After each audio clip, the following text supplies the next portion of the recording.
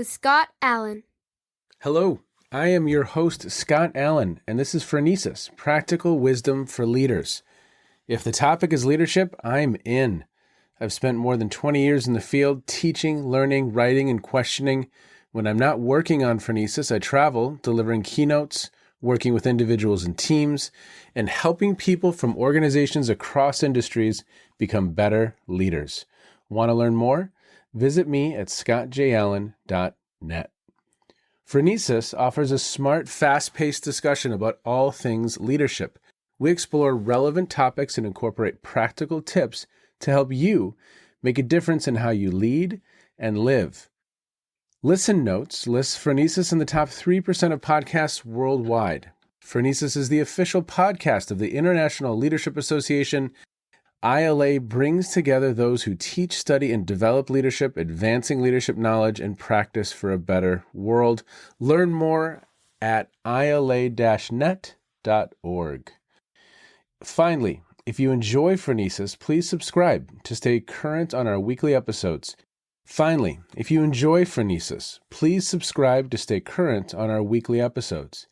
If you find an episode that resonates, please share it with your colleagues and friends. And if you want more content, subscribe to my newsletter, The Leader's Edge. The link is in the show notes. As always, thanks for listening. And now, here's today's show.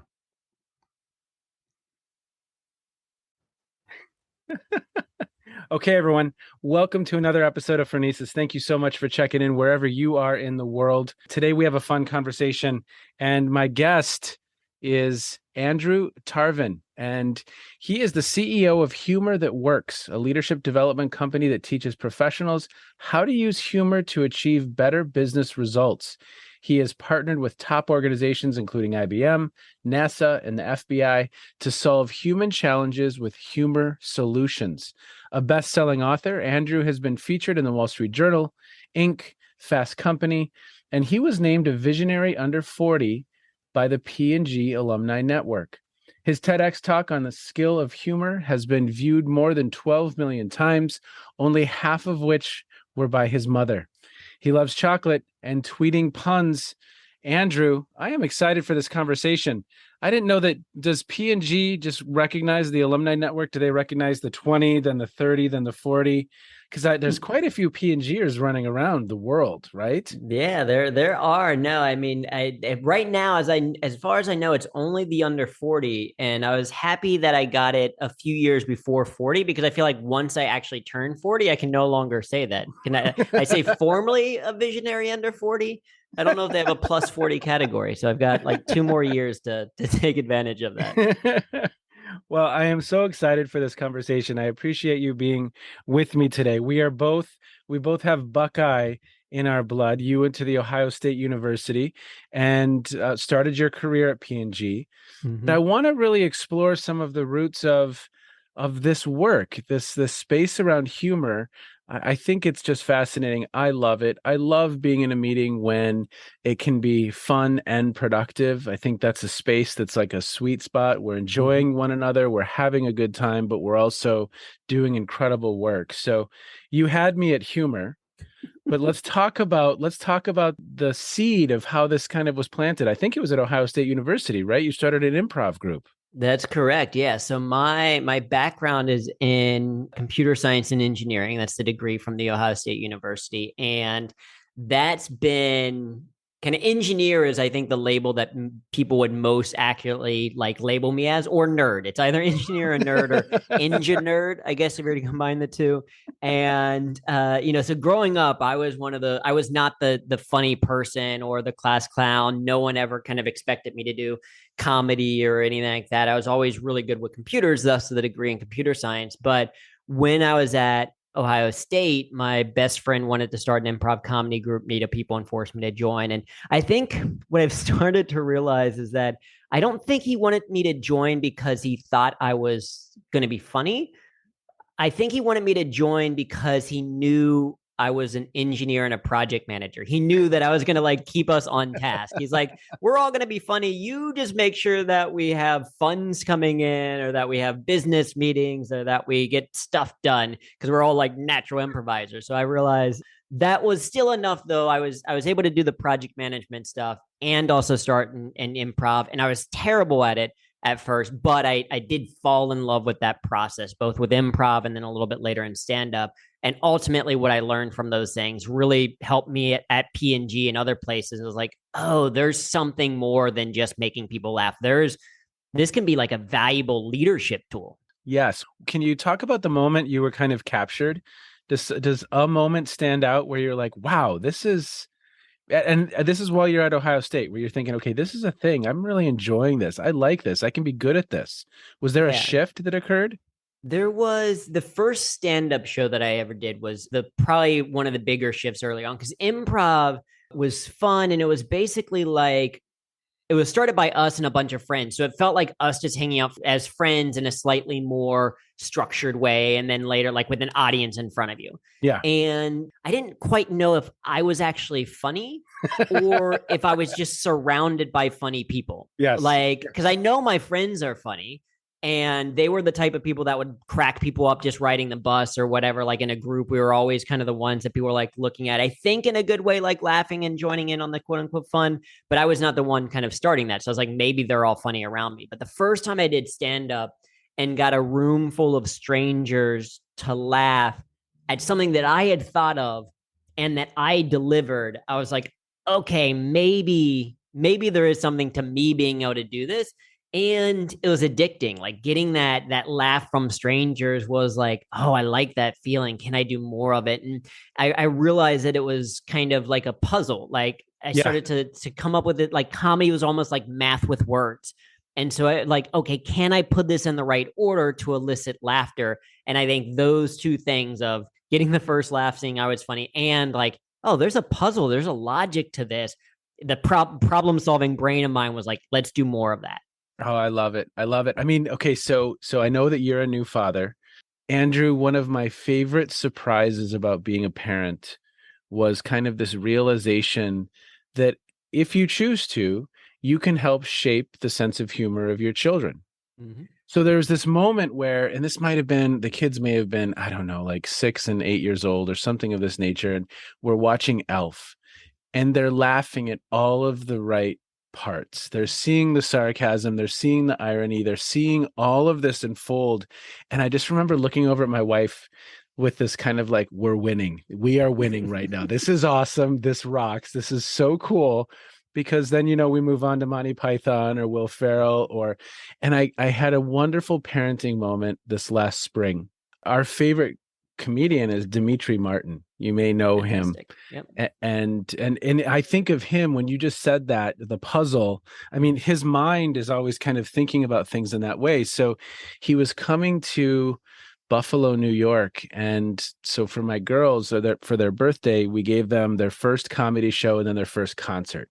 So we drove up to Buffalo and just had this magical night. I mean, Dimitri had like 2.5 years of just, stuff in the bag piled up.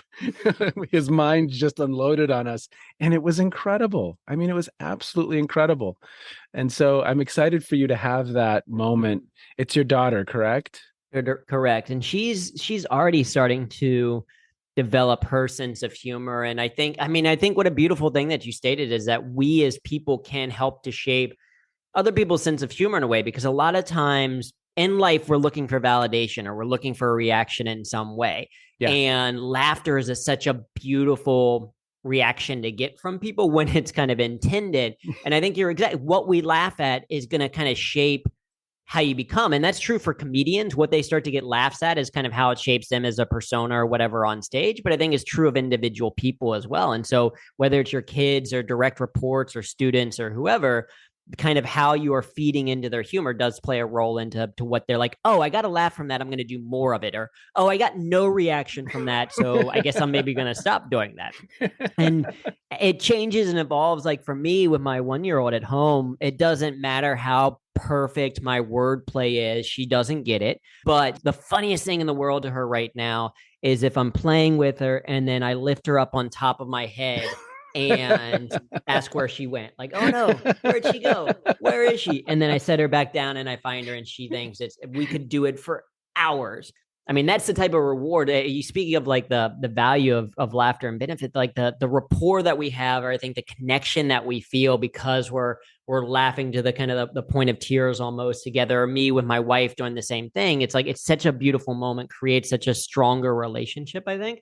I'm really, really excited to see the humor that she evolved. I don't think people are born funny. I think they might have certain capacities for certain ideas, but they learn it at some point. Oftentimes through osmosis, I think that people who are quote unquote naturally funny probably grew up with a brother or an aunt or a parent or a friend or whoever was really funny, and they kind of picked up on those things over time.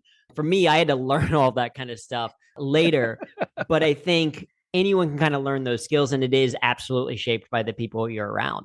Oh, for sure. I mean, we would have during the pandemic, we would be at dinner because we ate dinner like every night together. It was like, a little bit of Groundhog's Day, but it was great. But we would practice burns, right? We would burn one another, or it was so much fun. And they are so quick now. I mean, again, there's this beautiful moment where what comes out of your child's mouth is so funny that it catches you off guard, that again, they're bringing their A game. And so I can go from parenting, I can then go to teaching. Even in the classroom, some of the improv or in some of my consulting work, when I'm with a group, I'm live and we're creating a tone, whether it's a new class or whether it's a new group of adults that I'm working with. Humor, it's such a wonderful entree, and being able to respond kind of in the moment to what's happening. It's a little bit of a superpower that was taken away in some ways when everything went online. And I really kind of became starkly aware of that as, all of these hundreds of people are showing up on a Zoom and it's deathly quiet. And I was struggling to figure out, okay, how do I set a tone now? So I see it in the parenting, I see it in the classroom, and you saw it at work. And I think it's brilliant. So talk about the impetus there. You're at P&G and all of a sudden you're getting recognized for kind of the sense of humor you're bringing to the space. Yeah, well, I think you're exactly right of like that feeling of when you're laughing with coworkers or with people in general. Like I said, there's a connection there, but we know just from a communication perspective, if people are laughing, then they're listening, right? In order for them to have laughed, they need to be listening to the thing. And once they laugh and they're rewarded for having listened to you, that's why they laugh. They had an enjoyable experience. They're like, I'm going to do more of that thing. Yeah. And so as you use humor, and it doesn't have to be a complete stand-up show, but as you incorporate humor into your communication more consistently, people want to pay attention to it because they're like, I know at a minimum I'm going to be entertained. And then when you can add a message to it, or when you add it into your leadership style or into your teaching or whatever, then there's like, here's this dual benefit. And so for me, it was almost the opposite happening that prompted a more intentional use of humor. Because like I said, I'm not a naturally funny person. And the more that I've done stand-up, it's become a little bit more natural. I think of it a lot quicker. But even when I first graduated from Ohio State and started working at Procter & Gamble, I was still relatively new with I've only been doing improv 2 years and stand up for 1. And so it was a separate thing. It was separate. I was trying to be that quote unquote professional in the workplace that we're, the stereotype of what we're supposed to be. Yes. And a few months into the job, I remember being in this meeting that was just so boring. Like it was just so terribly boring. Like, makes you want to cry levels of boring. Like soul sucking, like a dementor, right? Exactly. It like pauses time with how boring. It's like, that's what Einstein meant with the theory of relativity, is that he was talking about, time feels different depending on if you are with a friend or in a corporate meeting. It feels like time is not moving at all. The problem with this soul suckingly boring meeting was that I was the one leading it. Trying to be someone who's the uber professional and trying to be that professional, trying to be that efficient person, trying to be like, no, this is what it's supposed to be, leaving my personality at the door type thing. And I almost had an existential crisis very early on into my career because I saw the future in the sense of like, is this every day? Is this the next 10,000 days of work, right? Because the average person is going to work 90,000 hours in their lifetime, more than 10,000 days of work. I was like, is this every day? Just boring meeting after boring meeting after boring meeting after boring meeting. So I had a call with the same friend that pushed me into improv, and we kind of talked through it. And the net of it was, he was just like, do some of the improv and stand up that you're doing. Like, just bring that in your meetings. And that, like, I was hesitant at first. I was resistant. I was like, no, but I have to be professional. But I was also balancing that existential dread a little bit. And so I was like, kind of like, what do I have to lose? Like, I'm either, in soul-suckingly awful meeting or maybe in a trip to HR. I don't know. We're going to see where this balances out. And as I started to incorporate humor in very small, but intentional ways at first, it led to those results. It led to me having a lot more fun, being more excited. I was like, I'm excited to go in this meeting to see how this thing works. Or I'm excited to put together this presentation because I think it's going to be really funny when we get to this image or when I can tell this story. Or I'm like, I'm going to see what the reaction to this email is going to be when I add a joke down at the bottom because I love puns and wordplay, etc. And the more I had fun myself, the more I incorporated humor, the more people started to resonate with it. And I didn't know for sure if it was how much it was holding out until I forgot to include humor. Like I was sending these weekly status reports as a project manager, and I was including emails at the bottom, custom jokes that I would come up with based on the content of that weekly status. And I would add these jokes at the bottom, and I sent out an email on like a Monday, I think, and on Tuesday I had a bunch of email responses to it. And I was worried. I was like, is a project in red, or did I say something offensive, or what's going on? And it turns out that I had forgotten to include the joke. And so people were replying. They're like, hey, where was the joke this week? Or, hey, are you still going to do that joke? Or, I only read this because of the joke. Oh, that's awesome. And I was like, oh, okay. So this is getting people to open the email. This is something that they're looking forward to. I need to do a little bit more. I need to do it a little bit more intentionally. So you start getting traction. You start seeing this as a tool. You start seeing this as an opportunity and a way to keep people engaged, and a way to bring fun and levity, and also bring your personality to the space, right? Were others around you bringing their personalities to a different level? Was that infectious in some ways? It started that way. Yeah, it started to kind of have a little bit of a snowball effect, in that people were kind of like seeing what I was doing and be like, wait, you're getting away with that? That's an okay thing that you have a picture of yourself in every single presentation that you do. That's an okay thing at P&G.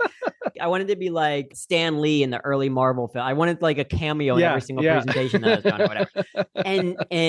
And I had coworkers kind of pull me aside. One woman in particular who I talk about in my first TEDx talk of like a moment knowing that I needed to do this more was she pulled me aside and was essentially like, listen, before joining your project, I was also bored out of my mind, or I was also stressed beyond. It's weird because we live in this society where we can be both stressed out about things in general, but very bored in moments, right? You have this weird dichotomy of being bored and stressed at the exact same time.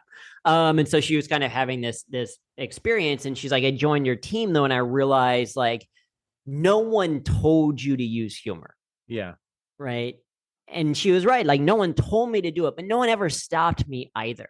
Yes. And I think that was part of the key, is that we have this perception that, we're not even allowed to use humor without us ever even trying, without us even taking that step and getting the feedback a little bit later. And so it was her prompt to say, okay, I needed permission almost from you by doing this for me to start to do it. And she enjoyed it a little bit more. And I wish I could say she's now like a senior VP at Procter & Gamble, and she's, accredits all her success to me and all that. She left the company a couple of years later, but she's doing fantastic things. She really loves her job now, but it is one of those things that it was just like, it becomes a little, I think that's when we're working with organizations, that's a big part of the key, is that it starts like any change starts with a handful of people or even one person making a choice, and it just spreads from there. Yeah. Well, so talk about some of your observations doing this work for how many years is it now that you have been really kind of independent and doing this decade. Work? Wow. 10 years. So I left P&G on July 1st, 2012 at the end of the fiscal year, because I wanted to make things easier for my manager and all that kind of stuff. And didn't know if I was going to, I was like, is it going to be a year? How long can I do this or whatever? So it was 10 years ago. Some things have evolved, certainly, but the truth remains just the benefit of the human side of things in our work. In terms of observations, I think it's interesting that the more senior you go, the more they're aware of humor as a benefit, and the more that the gap is in how funny they think they are being versus how they're direct reports are receiving it. Say more about that. Sometimes a gap. Well, because I mean, first of all, that's true in a lot of, especially for leaders. The more senior you get, the less honest feedback that you get. Yes, for and sure. I mean, that's true even from like, I remember reading one study where it's something like 87% of senior leaders think they're inspiring, whereas like 18% of their direct reports agree, or something like that. There's what we call the unleadership gap. But there's like a humor gap in some ways as well, in that the type of humor that we can use in the workplace is different than what we use with our friends. And it's different depending on our relationship with people. And so if you're this thinking like, okay, I'm going to take the same kind of maybe banter type humor that I use with my friends and use it in the workplace. Depending on the workplace, sometimes that works. But also if your status is higher than other people, then it goes from being, this is friendly banter, to now the boss is really aggressive or doesn't understand me. So status becomes a really important thing to kind of understand the type of humor that is used. Laughter is this thing where it's like we think we're funny if someone laughs, but the reality is, especially if we're in a high status position, laughter it might be nervous laughter. It might be, you're the boss, so I have to laugh, but I don't actually think that's a very appropriate joke, or I don't think it's actually very funny or not. And so that's one of the biggest challenges with leaders, I think, is two things. Is one, they recognize that it's somewhat valuable within an organization. Yep. Two, they think that they're probably like funnier than they actually are. Yeah. And then three, they think of it still as a nice to have. They think of it not as a thing to necessarily have to invest in. This is when we're first working with people. It takes us time. And then once we show them some of the research, once we talk through them kind of like why it's so valuable, they start to understand it. But a lot of times in their head is like, I mean, do I care if my employees have fun or not? Maybe, I don't know, but I'm a funny person, so that's all we need. I don't know if you've explored the Dunning-Kruger effect. Mm-hmm. Yes. Exactly that. It's exactly that. Okay. Yeah, maybe I need to come up with a fun scientific name for this humor gap as well. Yeah, you should. You should for sure. So talk about the process of helping people understand the business case, and what have you discovered in your own research about the business case of why this is so important? Well, I think that we can go two routes, and maybe we explore a little bit of both of them, because there's a lot of like actual research done, various studies that have been controlled and things like that to look at, the influence of humor on, say, persuasion or perceived confidence or perceived credibility or that kind of stuff. And then there is also the direction of a single important but very dumb question. And so the single important dumb question, which you can also answer, is, would you rather do something that is fun or not fun?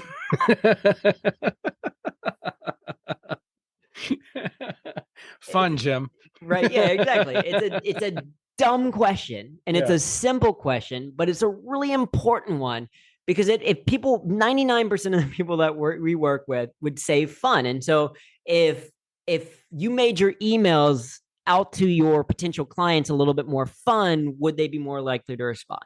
Or if you were to make your meetings just a little bit more fun, would your employees be more engaged? Or if you were to make your own work a little bit more fun, would you be willing to do it more? Would you be more excited about it? Would you have greater workplace satisfaction? And that's what the actual research, people who are maybe smarter and more diligent about testing these things out than I am, shows us, right? Because there's 30 plus benefits. Actually, what you've done, Andrew, is just highlighted the fact that most academic research is only validating the obvious. Yeah. It is, but people are making millions of dollars doing very important studies to tell us that fun is good. And sometimes we need that. Sometimes people need that kind of thing. But I've realized, I was like, because we're starting to do some more original. Obviously, we have kind of the qualitative research or the things that we've picked up over years of working with 600 plus organizations across all industries and multiple countries, etc. We have those anecdotes and things that we picked up. We're starting to do a little bit more original research as well, and part of that is to recognize, like, people kind of know it, but sometimes we just need a news story. Sometimes we just need one study to validate this feeling that we have of fun. And so there is absolutely some some value to that. But you're exactly right. Some stuff, I read a headline and I don't actually know that it's true. I think it might have just been like a fake news headline, but it said study finds that you're more likely to remember something if you learn it while your life is threatened.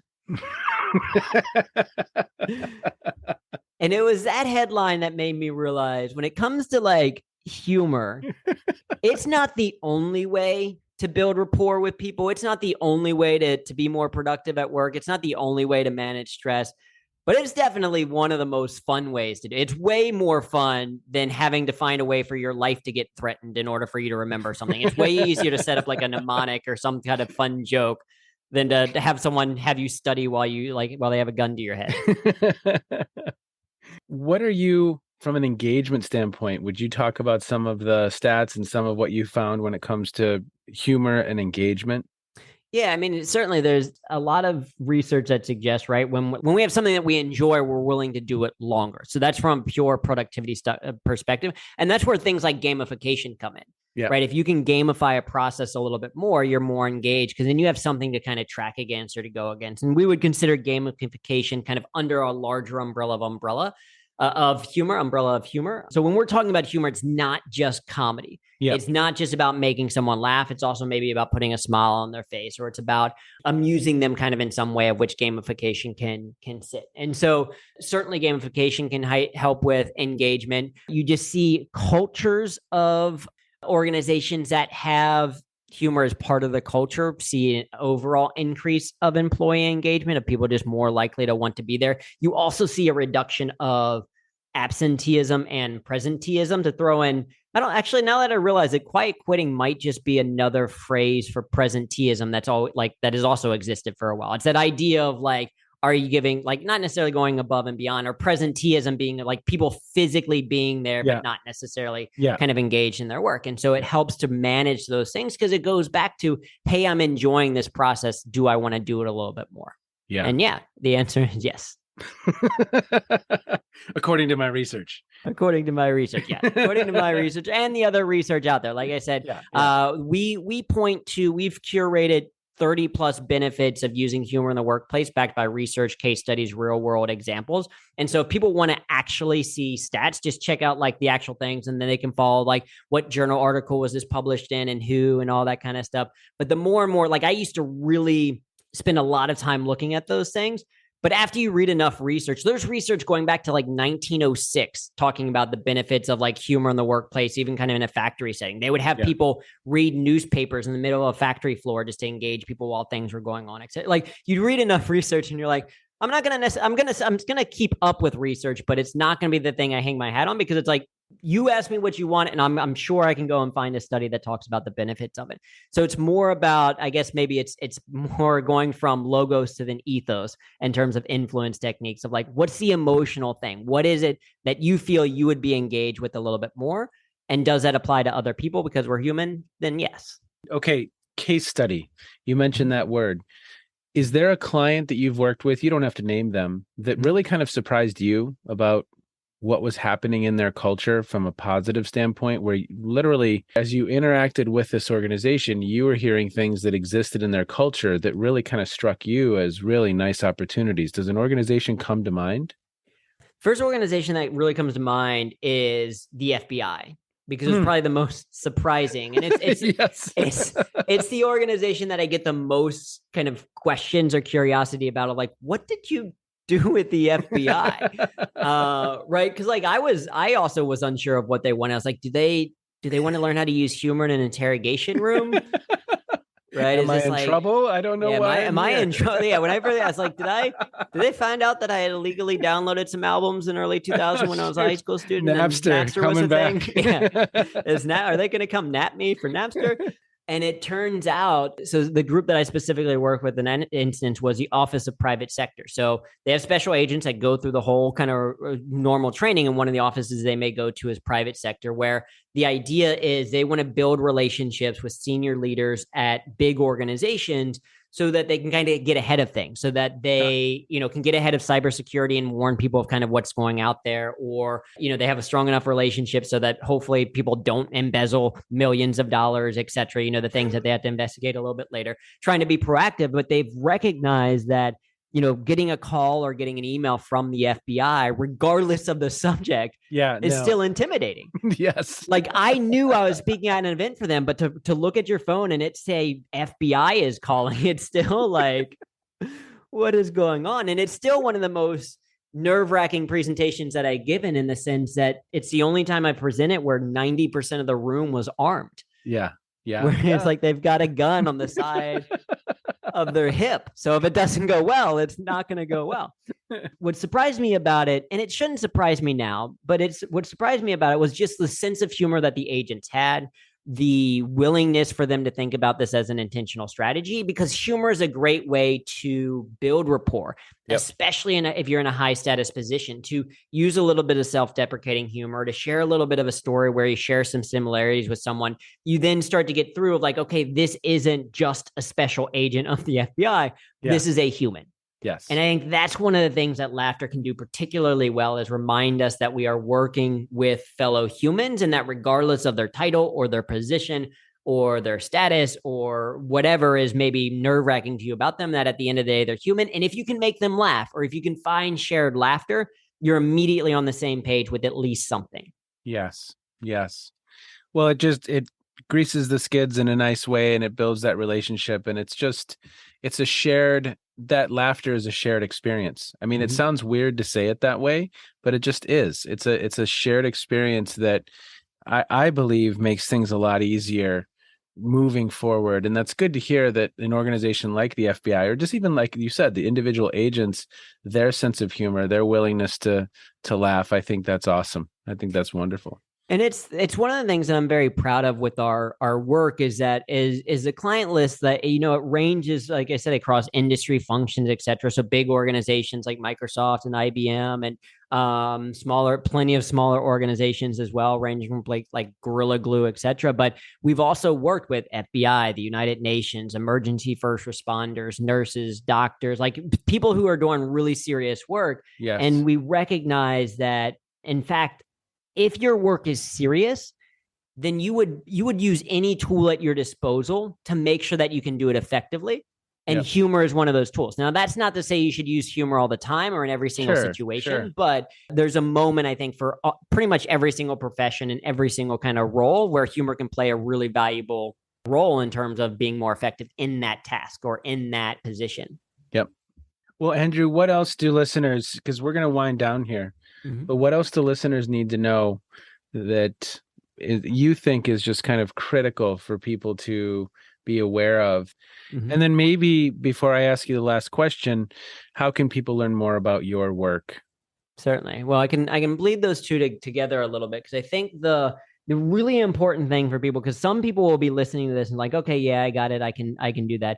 Other people, if they were like me, they might listen to this and be like, man, what a dream world that would be to use a little bit of humor, but I just don't have that ability. So good luck to the other people. So the people, for everyone listening, I think it's really important to understand that humor is a skill, which means that it can be learned. And a big part of the work that we do is how to teach that skill so that you don't have to go through 15 plus years of improv and stand-up comedy, which is what I did, but instead that we can reverse engineer a little bit so that you can learn it. So that if you didn't have that funny brother or aunt or family member or whatever that you learned this from, if you haven't taken those classes, this is something that you can still learn. And again, it's one of the most fun skills that you can learn. So you're going to have fun along the way to do that. One thing that we've found that's really helpful for people is we've recognized that if it is a skill that you can learn, then the question isn't, are you funny? The question is, what kind of funny are you? Or what kind of funny do you want to be, right? Because you can learn it. And so through our research, we found there's 7 kind of primary ways that people tend to express their humor, particularly in the workplace, but in life in general. And so if you can start with the style or the persona or what's most natural to you, it's an easy place to get started. And then you can learn the other ones as they go along. And so for people like, hey, that sounds interesting, additional resources, we have a completely free assessment on our website. So if you just go to humorthatworks.com, you can take a free 2-minute assessment. It'll tell you which of these 7 is probably your primary persona and give you some tips on how you can start to incorporate it. Also on our website, we've got a bunch of free blogs and resources and things out there. We have information about our workshops and our coaching and all that, books, etc. And then also I'm very passionate about this subject. So you can connect with me on social media at Drew Tarvin, DREWTARV as in Victor IN on all social media. LinkedIn is probably what I'm on the most now, but connect with me wherever you want to. And I feel free to ask questions, but it starts with that kind of like recognition of like, okay, this is a valuable skill. It's worth me investing in, just as I would invest in communication skills or stress management skills. Humor is a skill worth investing in. And here are some ways to get started. Yep.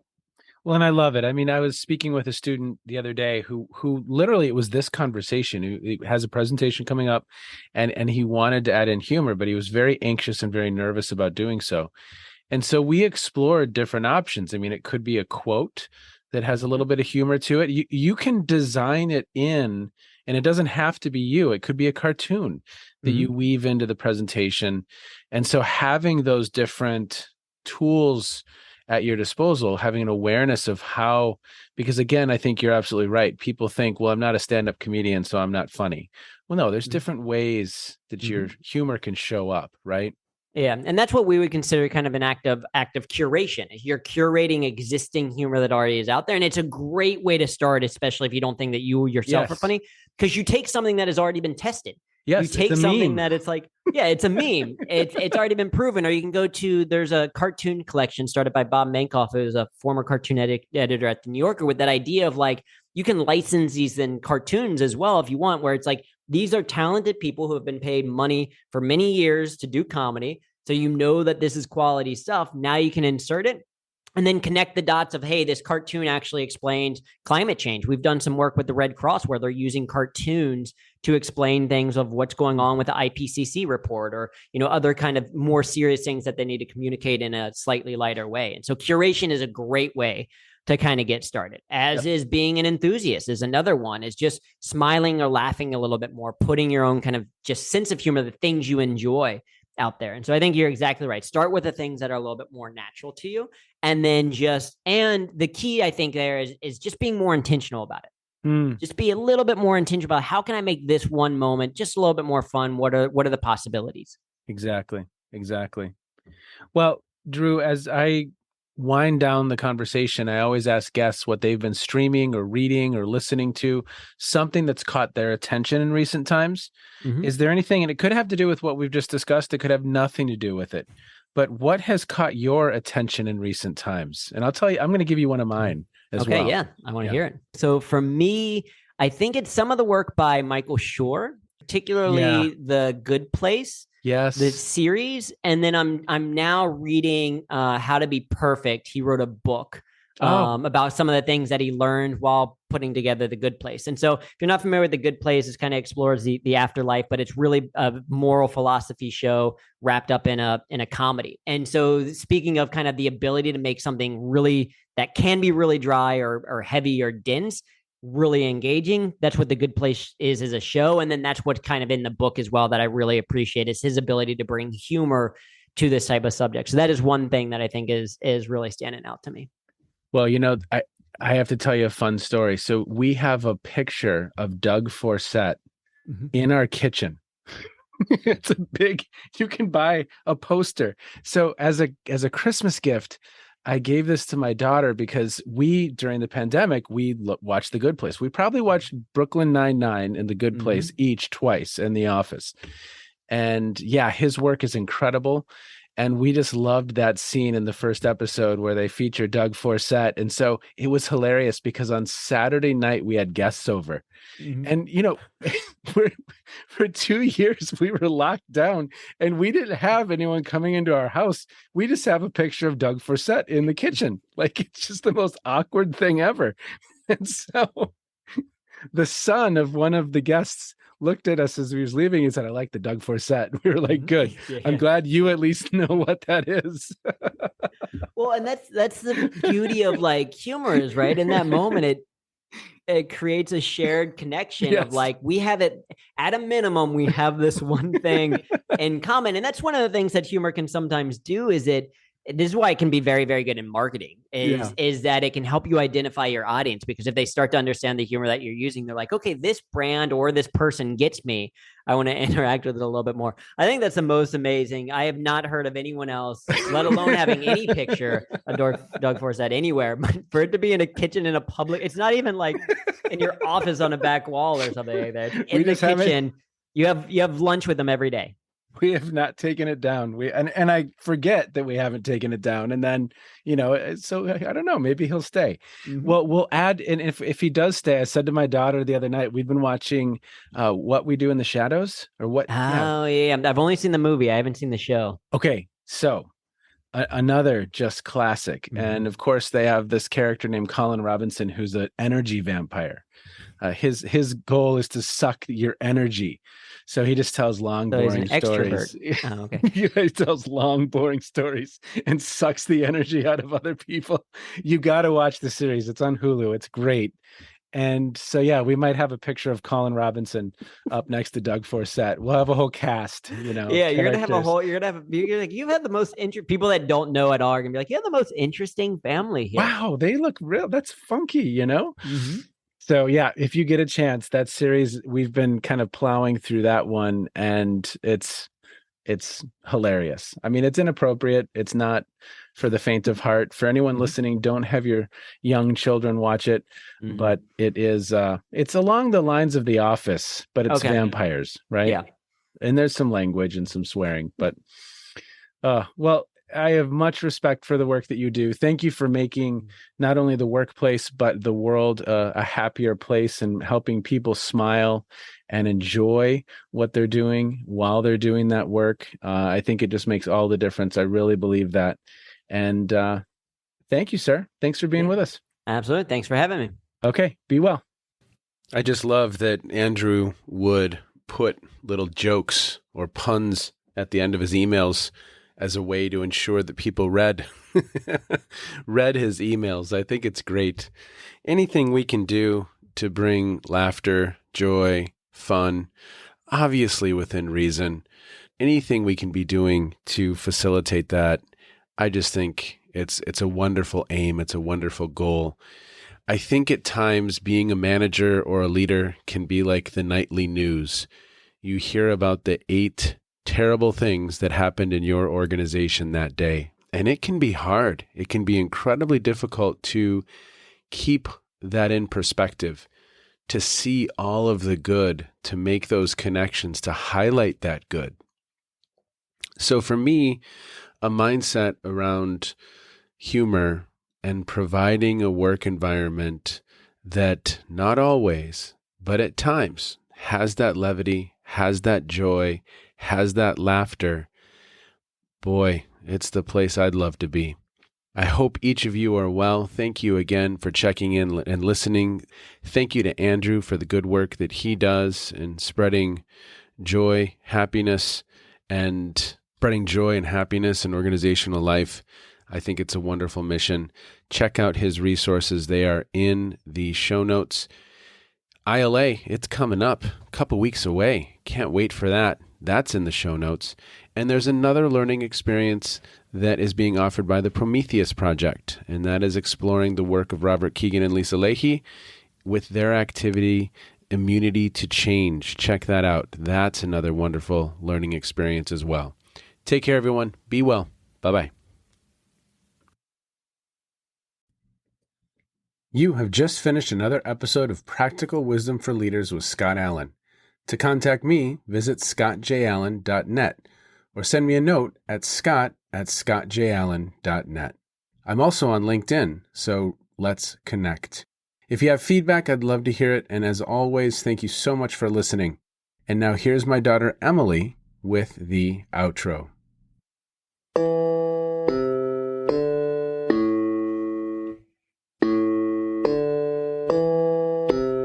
You've been listening to Phronesis, Practical Wisdom with Scott Allen.